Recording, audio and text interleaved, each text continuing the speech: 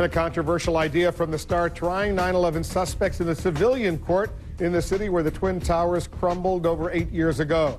Now the White House is considering whether to switch course and listen to critics who say Khalid Sheikh Mohammed and his co-defendants should not be treated like common criminals. It would be a stark reversal that could also have political consequences for the president. Our senior White House correspondent, Ed Henry, is digging into the story. Ed, what is the administration about to do? Well, Wolf, the White House is really trying to tamp down this furor among liberals that maybe there's some sort of a decision on this.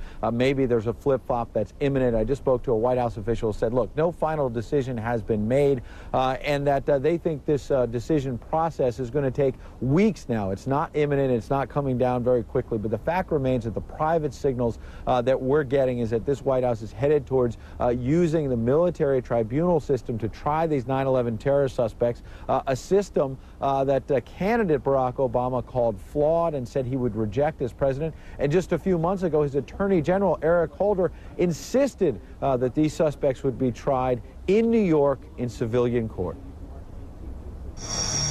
They will be brought to New York, to answer for their alleged crimes in a courthouse just blocks away from where the Twin Towers once stood.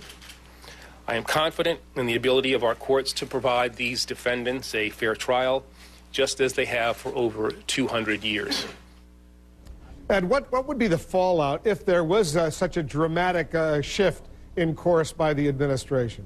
Well, look, in fairness, as you know, there's a new political reality. The fact of the matter is local officials in New York, Republicans and Democrats, have said they're really concerned about the security for these kinds of trials, number one. And number two, there's a political reality in the Senate where this president is not going to get the funding for these trials without a supermajority there. He's going to need to compromise to win over some Republicans like Lindsey Graham to support his position. But that's not good enough for liberals. I just got off the phone with Anthony Romero, who's a top official at the ACLU, and he was saying that he thinks this administration is looking more and more like the Bush administration when it comes to the war on terror every day. And he said he's been calling the White House for nearly a week to get some answers about this, and they're not calling him back. And he thinks that silence shows that they are headed for a flip-flop. And the Attorney General was out in public today.